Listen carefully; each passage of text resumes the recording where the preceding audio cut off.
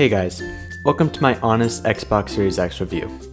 I'm going to make it very clear that I will not upload regularly. I may post a video here and there.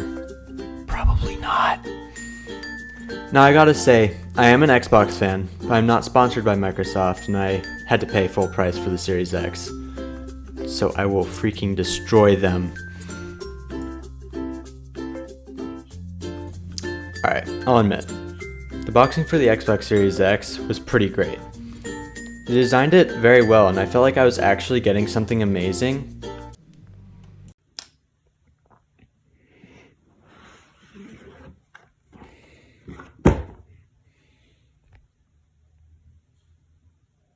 This thing is tiny. The thing is super small. I'm not gonna lie, this thing is either the same size or smaller than my Xbox One. The original Xbox One. So all those complaints of the thing being giant are really not true. When it comes to the controller box, and for the controller, nothing's really changed with the packaging either. It's the exact same. Nothing changed. Nothing. Alright. So when I first turned the Xbox on, I actually thought I got a broken one. So the light came on, right? I didn't hear any fans. I went to look, but the fans were running. It was super silent, which I actually really like. I mean, who doesn't like super silent stuff? It does get a little warm, but it's really not that bad. Some people were complaining about it. I don't see anything that's wrong about it. Alright, I'm going to move on to the complaints, but I do want to say that I'm going to put a couple of the positives at the end, because I feel like that's really what motivated me to put my rating for it in. Okay, so the packaging was great for making me feel like I got a good product. But everything is so similar. The home screen hasn't changed, other than like moving backgrounds. Whatever. The controller got a couple of nice changes. It now has a share button, and the D-pad now has little corners to it, but it's pretty much the same thing. And also the controller packaging, as I said earlier, did not change. It's the exact same. I compared it with a regular Xbox One controller. But yeah, once I opened and turned on the Xbox, I just kind of felt like I was getting another Xbox One at that point. Alright, I don't know if this is like a common thing, but you know how normally a disk drive, you just put the disk in, doesn't really bother you, you can kind of hear it spinning, but not really. Mine is so freaking loud. Not only that, but it also makes the fans loud, because the fans have to speed up to cool it. And it shakes the floor. It's so loud that it shakes the floor. And it's kind of ridiculous. It does the things that everyone wanted to do, but it really seems inefficient and heats the Xbox up. So I just keep a disc out unless I want to play a disc game.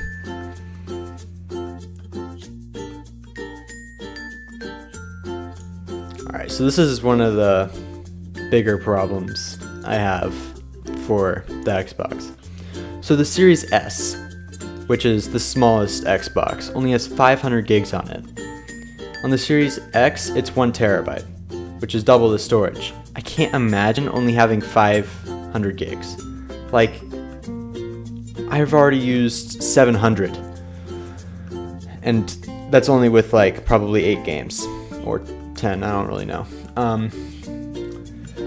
But the expansion card, a 1 terabyte expansion card that works for both Xboxes, but the card needed for the Series consoles is $220. It's ridiculous. Who would pay for that? That bothers me.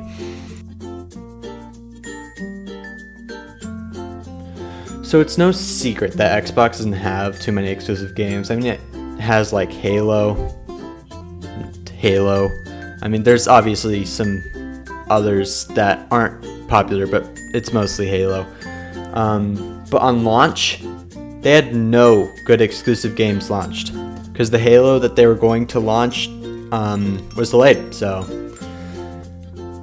they still don't have any exclusive games for the Series X, and I think that's ridiculous. What's the point in buying one if you don't have any cool games that you can only play on there? So you can kind of wait out to buy a new Xbox until later, but in my opinion, it was still like not a bad purchase, I don't say. But I'll get to that later.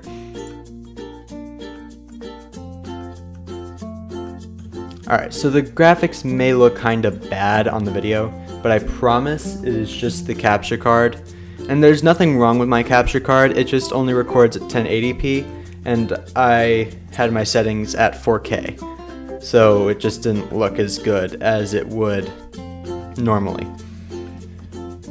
But anyways, the graphics are incredible. I know in BioShock, everything didn't look like too amazing. I mean, it still looked decent, I assume, but it's like, whatever. But once I stopped recording and I plugged in the 4K thing and not into the capture card, like, I could see every single little bit of detail on, like, the weapons, on anything, and it was awesome. And they also introduced ray tracing, which is amazing. It's the tracing of rays. If you couldn't tell, like reflection on windows, you can see if there's water on the ground, there's reflections all around it. It's really cool.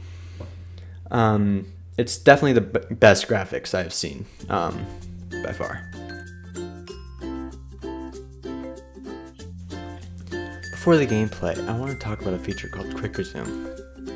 It's an awesome feature that immediately puts you back where you were in a game, even when it's closed out. It's happened in GTA many times. I have to load because I timed out a lobby. It's pretty awesome, but I mean, for GTA it doesn't really work out, but it's fine. Anyways, here's a tiny bit of gameplay from our GTA session on the Xbox Series X.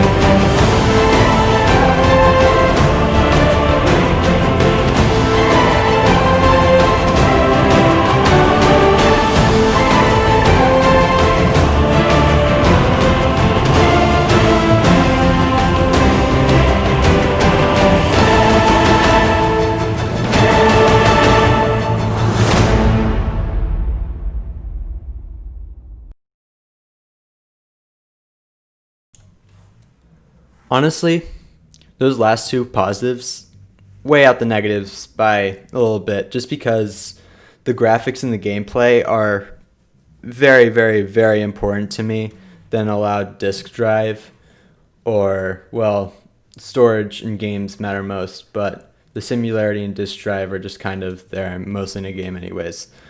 That's on digital. But it's really not bad. I do recommend it, and this isn't a biased thing. I really do recommend it. It's a really good product, and I would definitely give it an 8 out of 10. Oh, and I didn't even mention that you can start a game on your phone with the Xbox app. You can tap a game and then start on the Xbox like while you're driving home, and then once you're home, you'll be loaded in. So that's pretty cool as well.